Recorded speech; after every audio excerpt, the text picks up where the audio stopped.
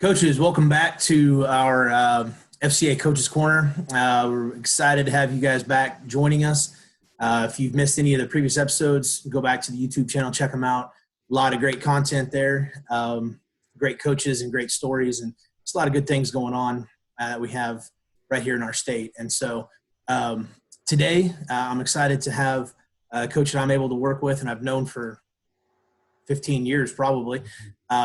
The head coach at Central Christian College of Kansas, men's basketball program, Tony Romero. Coach, it's great to have you here. We're going to start off, just kind of tell us the story, your background of your playing days there at Central, and then kind of what brought you into coaching and just kind of the background of that. Yeah, first, thanks for having me, guys. It's a pretty cool thing you guys are doing. But yeah, I graduated. Most of my life was born and raised in Oklahoma City, Oklahoma. Graduated from Dale City High School back in 2000, and never thought I would be attending a small school in a small town. But God had a different plan. You know, I remember driving. I don't know if you've ever been to McPherson there, and you have, but there's these railroad tracks right by our campus, and I remember driving across for my visit to campus, coming for basketball. We drove across these railroad tracks with my parents, and I kind of took a nap from Oklahoma City to here, and I came with my best friend, which was another blessing. But we drove across these railroad tracks, and Mom and Dad said, "Hey, we're here." And I looked around. And I said, "Where are we?" You know, I've been raised in the city most of my life. Used to be, being around big cities, and came here, and initially told them no, and wasn't really interested in going to a small school and being in a small town or being 3 hours away from home. But fast forward 20 years later, still here, and so God's been good through that time for us, to me and my wife. But how I got here, I played here for 4 years, briefly left. I graduated with a business degree here, management, at Central, and they got me ready and to go get a pretty good job entry-level job out of college. I got hired with Edward Jones Investments as an investment representative, and got licensed to be a broker for them for a little bit. But I enjoyed the paycheck. Didn't really enjoy, didn't have a passion for it like I thought I would. And so the game of basketball, kept pulling me back in. I had a great time here as a player. Was still pretty connected to campus. My wife was still working here. She was actually coaching in the volleyball program at the time. And so just constantly still being around campus and the basketball program, the basketball guys, some guys I played with, and some of the new guys coming in. I ended up stepping away from investment work and came back into coaching part-time, eventually got hired full-time and as an assistant coach. Worked under Justin Gillette, who coached me a little bit in college, and then Matt O'Brien, who has some Friends connection. He's a Friends graduate there, Keith, years ago. He coached here for 3 years. I worked under him for that time as well. Then he stepped away to go to Southwestern College, and my original plan was definitely not to be coaching, a head coach at the college level. I got into coaching thinking, my thing was, probably go to high school and teach, and that was my goal. And when Matt stepped away, probably I think I've been assistant about 4.5 years at that time. I don't know if I was quite believed in myself that I was quite ready to take that jump and to be a head coach at the college level. And lo and behold, we're on vacation, and I get a phone call from Matt saying he's going to step away. And we're on my wife's farm in Nebraska, and the president and the AD at the time had called me and asked how interested I was in the job. And I initially told them no. I didn't think that was my plan or my goals necessarily. And a verse always comes back to my mind is Proverbs 16:3, and it says, "Commit to the Lord whatever you do, and he will establish your plans." And I think that's something I always wore, as a player. I put on my shoes and my wristbands at the time. And I think sometimes we have a plan, that, we're going to go do something the way we think we're going to do it. And, he has a whole different plan. And so my wife and I had a conversation about it, and she actually wrote me back then you wrote hand letters. Texting wasn't that big back then, but, and so my wife wrote me a letter. I remember reading it, encouraging me, I think we're ready, and I think you're ready. I think you can do a good job. And I think God's calling us to do this, calling you to do this. And, don't be fearful, but be faithful. And it's been good. I think for us, it's been a huge blessing. We've got to partner with a lot of guys and meet a lot of great guys and share journey with them, through that period of their life while they're here with us. And so I always tell people, I think there's a lot of jobs you can do out there, and in coaching, I think is a pretty cool thing. You get to use, the platform of sports, and there's a lot of value and lessons that can be taught, through team sports, battling ups and downs and adversity and value of hard work and teamwork and all those things that are great, that are going to transition to, a greater period of your life. And we get to use that and teach it through the game of basketball and meet people where they're at right now, man. So I think that's kind of why we do what we do, and I enjoy what we do, and I get paid to do it. So I think it's a pretty cool job. Yeah, that's I've again, like I said, I've known you for a while, and so I've known your story a little bit. But one of the things I love about your program is the motto that you have for it, and we'll kind of get into some more deeper things later. But where did that motto come from? And so it's God above all, team above self. If I didn't butcher that, I hope I didn't. But no, yeah. So just kind of elaborate on that a little bit. Yeah, I think that, and I got to credit, again, one of my mentors, and he's been an unbelievable mentor to me in my professional and personal life, is Matt O'Brien. And, when I came on staff with him, he was trying to shift the culture as far as winning. At the time, we'd been an NAI program, but we're still pretty new NAI program. When I came to school, we transitioned from a junior college to a 4-year school for athletics. And so he came on board, and that was the first thing he kind of established, hey, this is who we're going to be.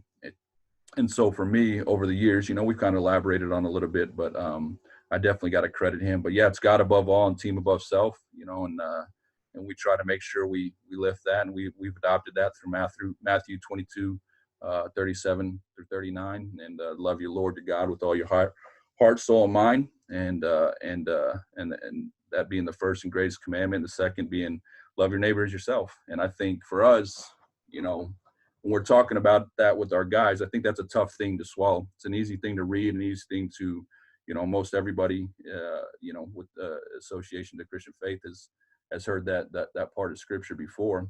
But humility is a tough thing. I think it's a very, very tough thing, especially in this day and age, where I think selfishness, or our servanthood, has been kind of replaced with selfishness.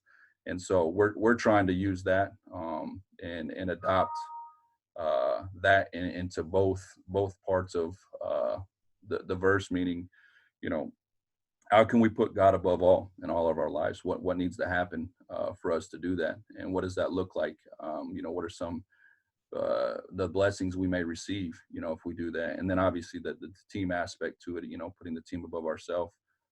Those are all things that are tough to do, because again, I think we all have a selfish dog inside of us, and I think whether it comes dealing with our faith or dealing with athletics, we gotta find ways to die to ourselves daily for those things to happen. So that's kind of how we adopted it. Matt brought it on board here, and I thought it was powerful, and I still think it's powerful. I think it has a great message. I think it's, a lot about who we are as Christian people, and what we're trying to do here at Central Christian College as well, but especially in our program. So. Okay, so Coach, tell me, did you have an FCA in high school? Were you part of it?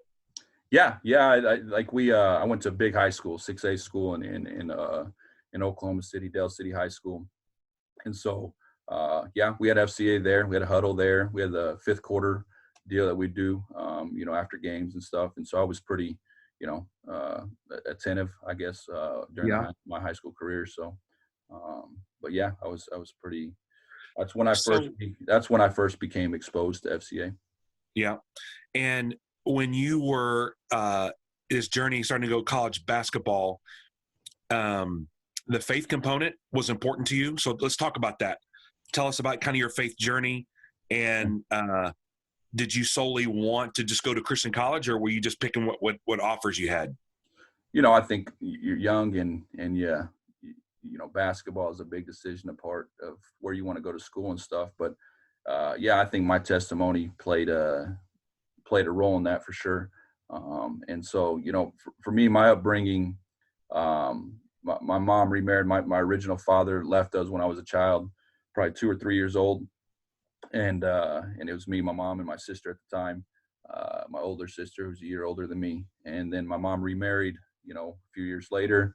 And that gentleman raised me, who I consider my dad, and bringing me up and stuff. However, my mom was very involved in her faith, kept us involved in church, youth group, everything. Anytime church was open, we were there, Sunday nights, Wednesday nights, youth, anything, choir, youth group, anything like that. We were involved, me and my siblings. After my mom remarried, I had a brother and a sister that they had together. And so, but the issue was my father, who I consider my dad, he was actually an atheist. And so he didn't believe, in Christ. And, no matter how many times we tried to get him involved in church or talk to a pastor or anything like that, it was just not, it was not a part of him. And so, so my home dynamic, it was different in a sense that, I had my mom sharing this with me. My dad never battled us as children.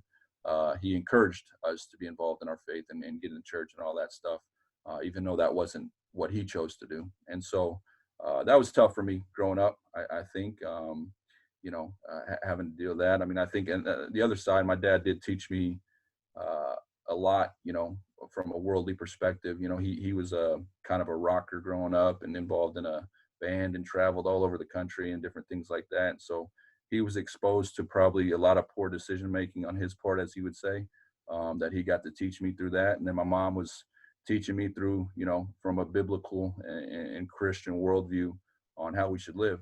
And so I was pretty fortunate. I was raised in some tough areas. There was a section of my life where I was in Albuquerque, New Mexico, which was tough, tough area to grow up as a kid.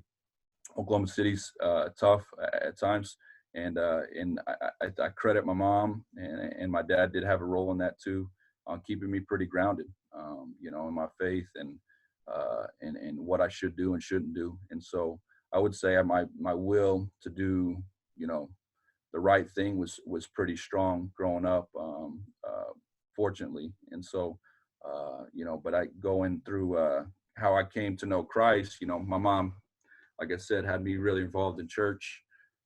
And I always thought, hey, I was saved, I was going to church and, go to summer camps and, all this stuff. And, I think fast forward probably till I was about 14 or 15 years old. And we'd go to a church camp in Falls Creek. I don't know if you heard of that, in Oklahoma, but a big church camp there. And I remember, listening to a sermon one night and really feeling convicted by the Holy Spirit that I was, I could walk it and I could talk it. And, but I don't know if I really had made that connection with Christ in the way I needed to do. And so that's kind of when my faith journey officially started, I guess.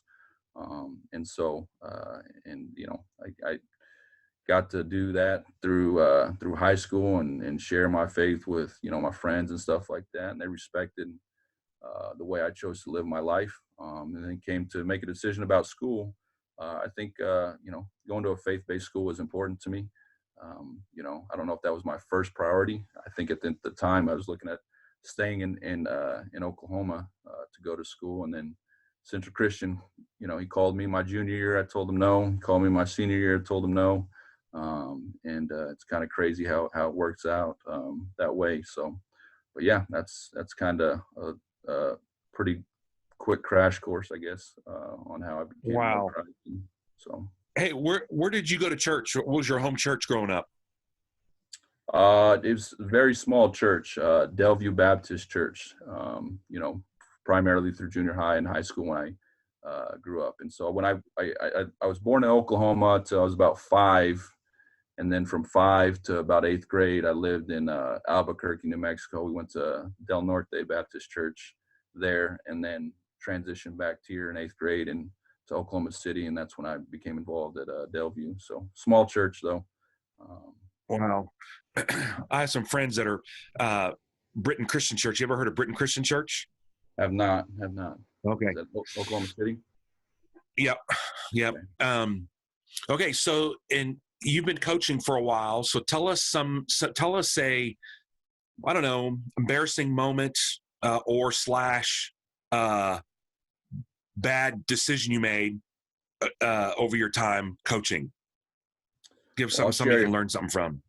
Okay, I'll share a funny one first. That's probably one I'm probably embarrassed about. I actually shared this a couple weeks ago with some people I was talking to.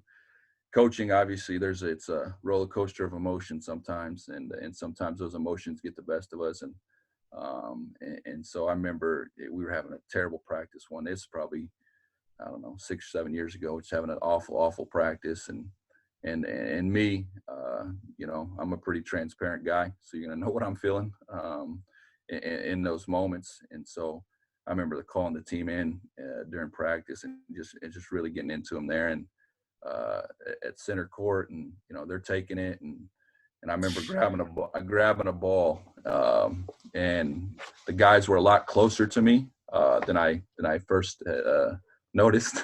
And so I thought I had turned completely away to kick the ball and make my point, across the court. What came off my foot wrong, I'm a Mexican guy, but I don't play soccer.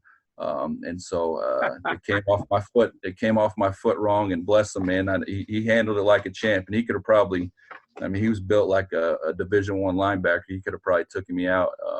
Teray is his name, but bless his heart, man. It came off my foot, my toe, and smacked him right in the face. and I remember at my whole point, everybody, just stopped and looked at me, and I was obviously embarrassed, and I'm trying to process, is Teray gonna try to rush me right now and take me down? And everybody just kind of, laughed under the breath and broke it. But I remember having to tell, at that time, you never know, man. And I remember calling my president and say, hey, I made a mistake today. I definitely didn't intend to kick a ball at somebody, but it came off my foot and hit Teray.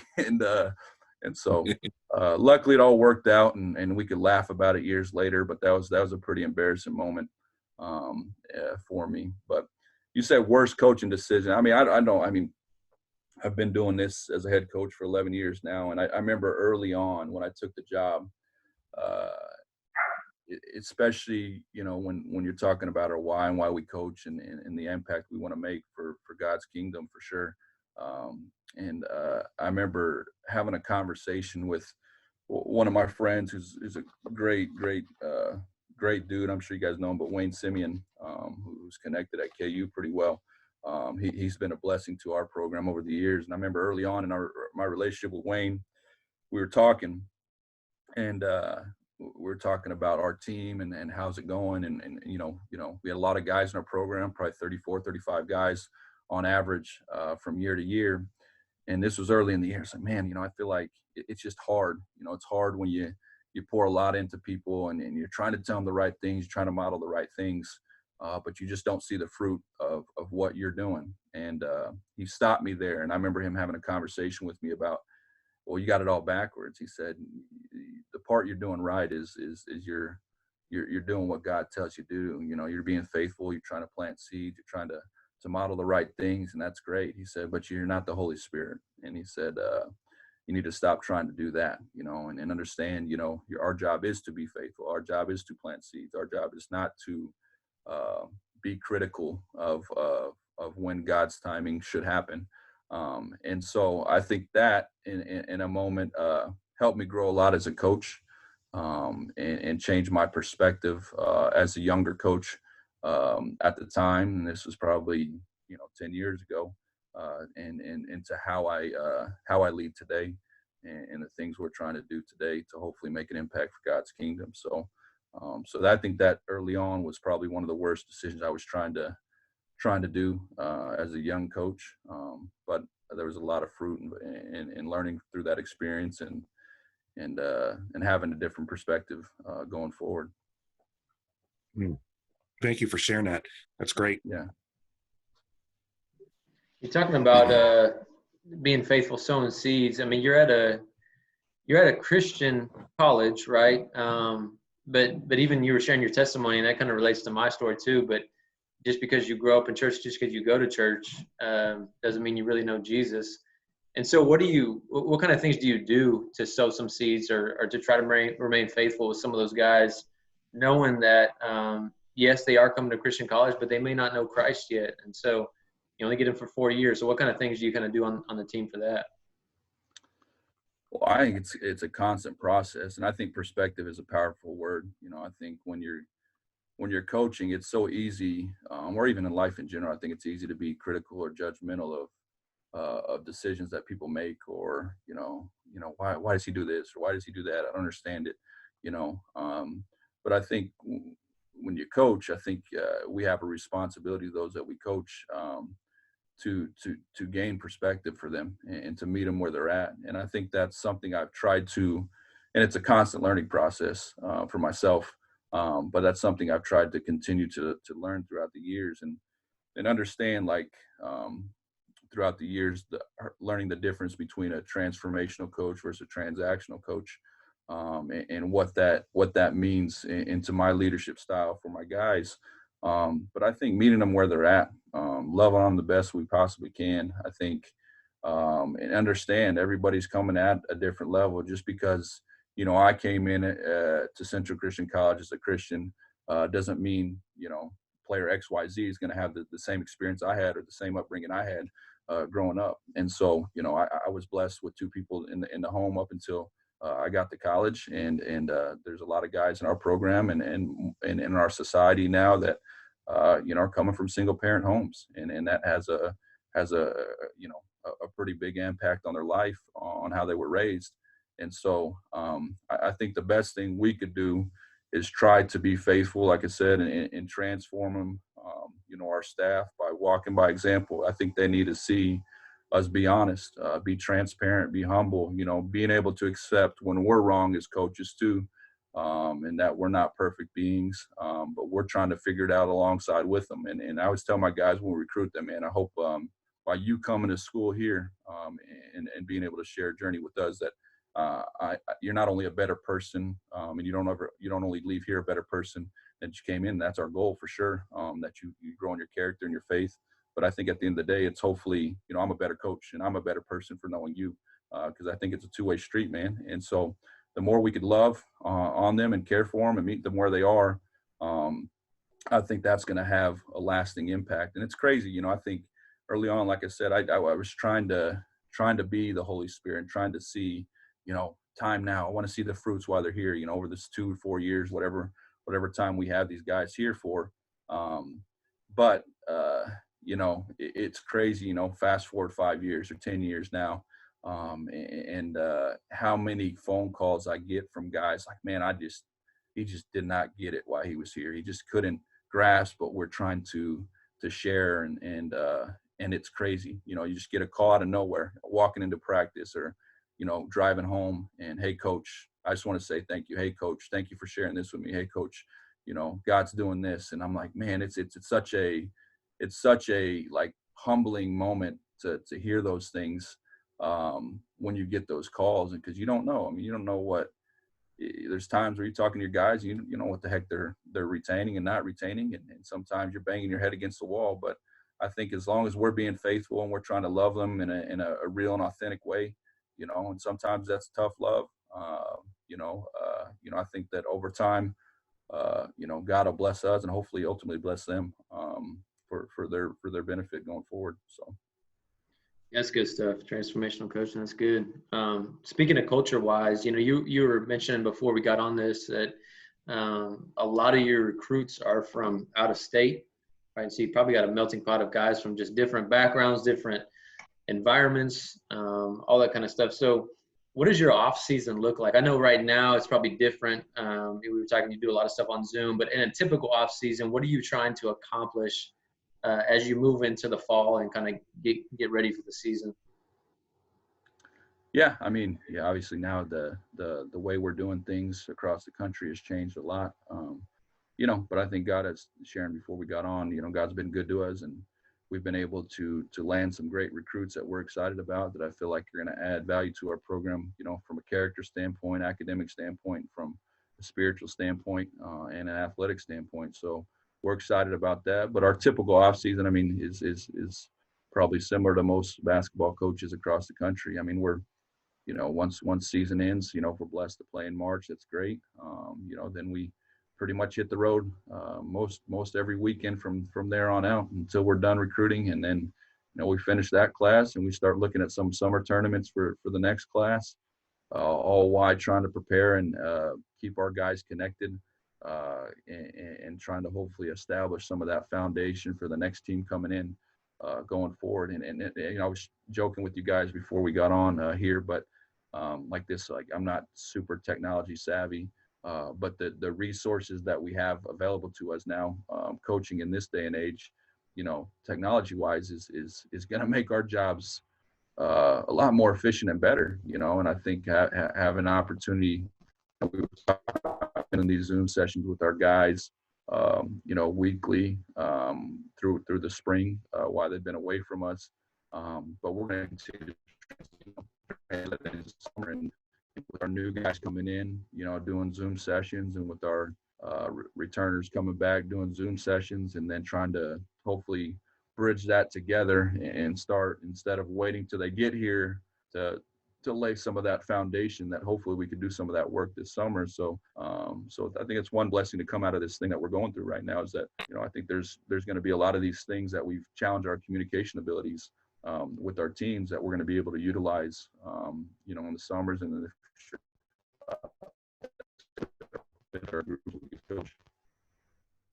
Yeah, that's a good point, utilizing that stuff. I guess I didn't ask this. Are you guys allowed to be on campus in the summer, or are you kind of entrusting them to stay in shape and get workouts in, and trying to stay connected that way? Yeah, it's not like the NCAA. And on NCAA, most big programs have the mandated you come back for X amount of weeks, take summer school and all that stuff. No, we don't do that. Most summers, in typical summers, that our campus is still closed at this point, but where we have 5 to 6 guys stick around, and help with summer camps or get a job around town and then work out throughout the summer. So, but yeah, I mean, we're allowed to do small group work in the summer with our guys if they're here, but more individual stuff. But yeah, most typical summers we have some guys stick around, but obviously this summer that's probably going to be different. Yeah. Last question I got for you, then I'll pass it off to Aaron to kind of close this out. But you're telling us you have wife and 3 kids at home, right? And so what's that like for you as a coach? We talk about that a lot, about how, I mean, biblically, you're called to love your wife as Christ loved the church, and raise your kids in the fear of the Lord, and that's your number one. And then after that comes your profession or your calling. But how do you balance that as life as a coach, when you're busy recruiting, handling your team, but then also making sure you're pouring into your family? Yeah, I think it's tough. I mean, I think it's a tough thing to do. I think you hit it right there, though. I think as long as we keep the main thing, right, I think it becomes a little bit easier to understand for us as coaches. But yeah, I have an obligation to my wife. God's blessed me with a beautiful wife that I've been married to going on 17 years now, and we met in college. But I'm obligated to her first and foremost, and I try to make sure I do. I think she's number one there. Then obviously number 2 is my role as a father. God's again blessed me with 3 beautiful children that are uniquely created, and all different, and trying to lead them the same way is a challenge. Just like you can't lead your each teammate or each player the same way, and so as a father, I think that's a huge blessing. But I get to come home and be dad, and I get to come home and be husband.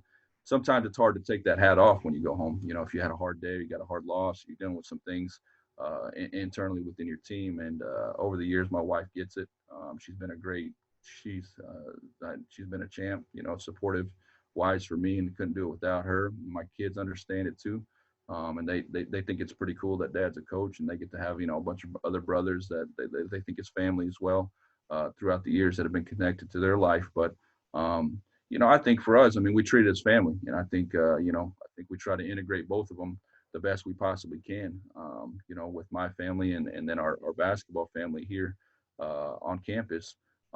We try to integrate it the best we possibly can. But my role as a father and my role as a husband, take God called me to that first, and I try to make sure my family is very well. I've tried to be very intentional with my kids. I try to be very intentional with my wife. And this whole thing that we're going through again, with this pandemic stuff, I think it's been a great opportunity for us as coaches just to have more time with our family, because it's a tough gig sometimes when we're traveling on the road a lot throughout the year, and your family's got to make sacrifice as far as time present with them. But during this time, it's been it's been great. Every single day, get up and even though it's chaos right now because we got 3 kids homeschooling, and my wife's probably the real MVP right now, trying to test every fiber of her patience, navigating that the best she can, and still letting me partner with her, but knowing that I have obligations to coach and recruit right now. It's been a great blessing for us, just to have time together. And we've been outside more and exploring all parts of Kansas a lot more than we have over the last several years. Sometimes we get busy. I got 2 kids. I get to coach both of my boys in the summer, and they are in the winter sometimes if my schedule allows it. But we're busy all the time, and so this has been a great time for us as family, just to sit back and draw closer to one another, man. And so. But no, they got to stay the main thing. And I think that's the beauty about the NAIA too. We don't, we have a little bit more flexibility, less pressure when it comes to just performing and results. I've been blessed to work under great presidents and great athletic directors that have been super supportive of myself and understand and encourage the value of family. And I think it's so important for us as coaches, especially on the basketball side and the male side, for us, is that they see me there with my family. They see me, operate as a father. They see me operate as a husband and love on my wife and love on my kids and be there for my kids and be there for my wife, because that's a power of our testimony too that we get to share with them on a daily basis. And so we try to make sure we're intentional about that too with our guys. That's good. Good answer. Thanks for that. Yeah, I can definitely brag on Tony, and I was smiling as you were talking about your kids because I know all 3 of them. You're saying they're all different, and they are, and I love them. They're great. It's been a fun thing with your oldest and my oldest.